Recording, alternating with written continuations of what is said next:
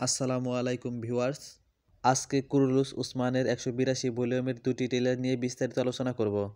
তো ভিডিওটিতে লাইক দিয়ে শেষ পর্যন্ত দেখতে থাকুন।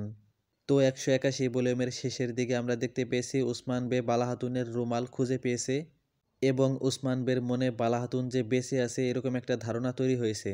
তারপরে আমরা ট্রেলারে দেখতে পাচ্ছি উসমান বে বসতিতে আক্রমণ করায় বেগম হাতুন খুবই ক্ষিপ্ত অবস্থায় আছে। তারপরে আমরা দেখতে পাচ্ছি উসমান বে বনের মধ্যে মঙ্গলদের খুঁজছে। এখানে এক পর্যায়ে উসমান বের সাথে বেগম হাতুনের বনের মধ্যে দেখা হয়ে যাবে এবং সেখানে ইউসুফ বেও থাকবে। সেখানে উসমান বে এবং নকল ইলবের মধ্যে একটি লড়াই হবে। তবে এখানে নকল ইলবে এবং বেগম হাতুন সৈন্যদের প্রোটেকশন নিয়ে বসতিতে চলে যাবে। তারপরে এখান থেকে উসমান বে তার গোপন বসতিতে চলে যাবে। তারপরে ট্রেলারে আমরা দেখতে পাচ্ছি আকিসার দুর্গে বালা হাতুনকে বন্দি করে রাখা হয়েছে। এখানে দেখতে পাচ্ছেন সোফিয়া বালা হাতুনের কাছে আসার সাথে সাথেই বালা হাতুন সোফিয়ার উপর আক্রমণ করেছে। এখানে যে কোনোভাবে সোফিয়া বালা হাতুনের হাত থেকে মুক্ত হবে এবং এখান থেকে চলে যাবে। তারপরে আবার ফিরে এসে বালা হাতুনকে কষ্ট দেওয়ার উদ্দেশ্যে হালিমা কোথায় ঘুমিয়েছে, কি খেয়েছে সবকিছু বর্ণনা করবে।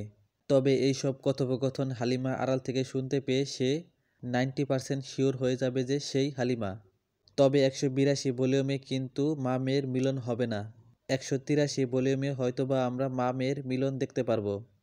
তারপরে ট্রেলারে আমরা দেখতে পাচ্ছি বালা হাতুন সোফিয়ার পিছনে পিছনে যাচ্ছে। এটা হতে পারে কারারক্ষীদের হত্যা করে যে কোনোভাবে বালা হাতুন বাইরে চলে এসেছে এবং হালিমার পরিচয় পাওয়ার জন্য সে সোফিয়াকে আক্রমণ করেছে। তবে এখানে সোফিয়া হালিমার পরিচয় দিবে না এবং যে কোনোভাবে বালা হাতুনকে আবার বন্দি করে ফেলবে। ট্রেলারে আমরা দেখতে পাচ্ছি হালিমা কিন্তু উসমান বেকে বলছে বালা হাতুন বেঁচে আছে। এটা হলো সোফিয়াই বালা হাতুনের বেঁচে থাকার সংবাদ হালিমাকে দিতে বলবে, যাতে করে উসমান বে বালা হাতুনের বেঁচে থাকার সংবাদ পেয়ে আকিসার দুর্গে আক্রমণ করে এবং সেখান থেকে সোফিয়া প্রতিশোধ নিতে পারে। সোফিয়া কিন্তু সেই অনুযায়ী উলুগানকে খবর দিবে এবং আকিসার দুর্গে আসতে বলবে। তবে এখানে উলুগান আসার আগেই উসমান বে আকিসার দুর্গে আক্রমণ করবে এবং আকিসার দুর্গ থেকে বালা হাতুনকে রক্ষা করবে এবং উলুগান এবং সোফিয়াকে ফাঁদে ফেলে উসমান বে আকিসার দুর্গ জয় করে নিবে। ট্রেলারে আমরা দেখতে পাচ্ছি সোফিয়া পালিয়ে যাওয়ার সময় কিন্তু তার সাথে একটা মেয়েকে নিয়ে যাচ্ছে। এটা কিন্তু কোনোভাবেই হালিমা হতে পারে না, কেননা হালিমা কিন্তু উসমান বের বসতিতে সোফিয়ার গুপ্তচর হিসেবে আছে আর সোফিয়া এত সহজেই তার গুপ্তচরকে উন্মোচন করতে চাইবে না। তো এখান থেকে সোফিয়া ওই মেয়েটির গলায় ছুরি ধরে এখান থেকে বের হয়ে যাবে।